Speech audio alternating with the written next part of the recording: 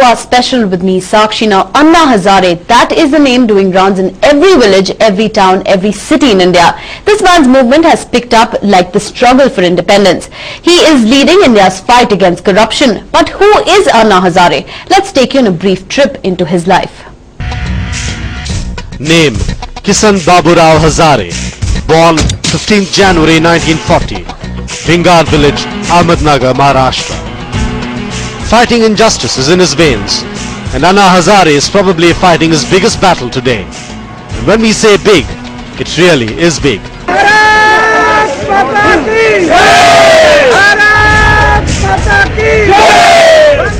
This time, Anna Sahib wants India to get rid of corruption.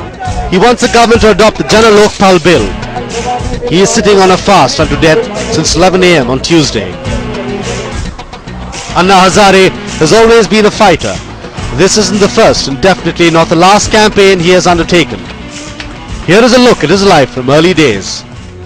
Anna Hazare was born in an unskilled labourer family which owned 5 acres of land. He has 2 sisters. Due to adverse conditions, they had to move to their family home in Ralegaon, Siddi in 1952. He was raised by his childless aunt in Mumbai but could not continue beyond the 7th standard. The family did not have enough money to support Anna's education. In 1962, Indo-China War took a toll on the Indian Army as many men were lost in the war. 23-year-old Anna got influenced by the Indian Army's recruitment drive. Patriotism had been truly awakened in the young Anna Hazare. Things would never be the same ever again. He started his career as a driver in the Indian Army.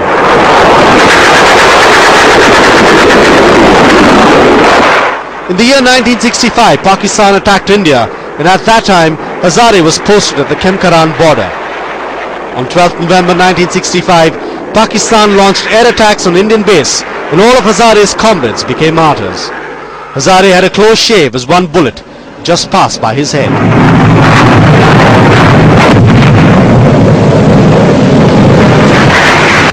During his 15-year tenure as a soldier, he was posted to several states like Sikkim, Bhutan, Jammu Kashmir, Assam, Mizoram, Leh and Ladakh and braved challenging weather. Anna took voluntary retirement but could not find happiness in life. He even thought of suicide at one point in time. He also wrote a 2-page essay on why he wanted to end his life. But it wasn't that Anna Hazare's circumstances were forcing him to take the extreme step. He wanted to live no more because he was frustrated with life. He wanted an answer to the purpose of human existence. And he found his answer at the New Delhi railway station in the form of a book. The book was about Swami Vivekananda. I read the book and found my answer. I knew then that the motive of my life lay in service to my fellow humans. He spent his spare time reading the books of Swami Vivekananda, Mahatma Gandhi and Acharya Vinoba Bhave that inspired him to become a social worker and activist. The fight started at home for Anna. After voluntary retirement from the army, he came to Ralegaon Siddi village in 1978. When Anna was in the army, he used to visit Ralegaon Siddi for 2 months every year. He used to see the miserable conditions of the farmers due to water scarcity. Ralegaon Siddi falls in a drought-prone area with a mere 400 to 500 mm of annual rainfall. There were no weirs to retain rainwater. During the month of April and May, water tankers were the only means of drinking water. Almost 80% of the villagers were dependent on other villages for food grains. Residents used to walk for more than 4 to 6 kilometers in search of work, and some of them had opted to open country liquor dens as a source of income. More than 30 to 35 such dens were located in and around the village. They tarnished the dignity of the village and marred social peace. Small scuffles, thefts and physical brawls resulted in loss of civic sense. Morality had hit such a low that some of the residents stole wooden logs from the temple of the village deity, Yadav Baba, to burn the chola at one of the country liquor outfits. Hazare came across a novel project of water management through watershed development. He decided to implement it in Ralegaon Siddi.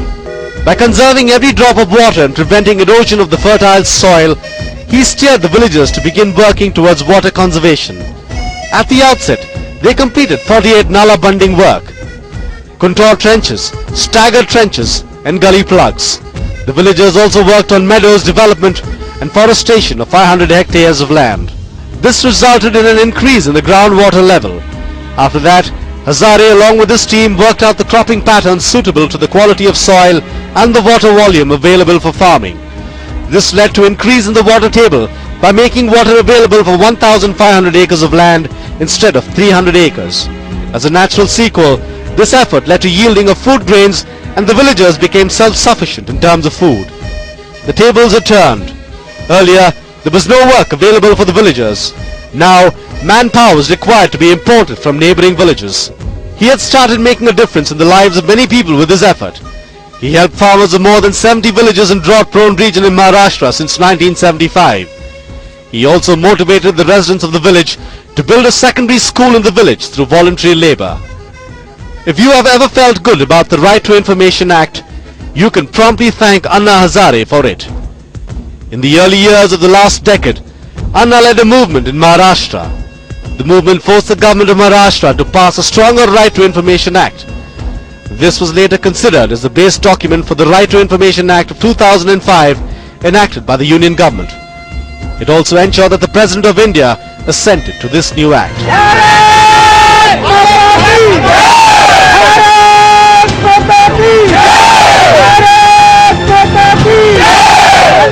Anna Hazare is now on another mission against corruption and he is not scared of any authority. He has already had his tryst with the police. Because of Anna's outspoken nature, he had earned many enemies from the political world. Maharashtra Social Welfare Minister Baban Rao Golap of Shiv Sena had filed a defamation suit against Anna. He was arrested in 1998 during Shiv Sena BJP rule, but the authorities had to release him because of huge public outcry.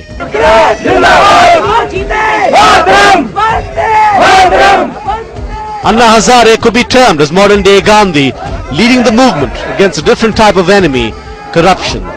So, what are his demands on behalf of the public? He wants those who abuse the law to be answerable to the citizens. Jana Lokpal Bill is all about that. Keep watching as we explain the demands in detail.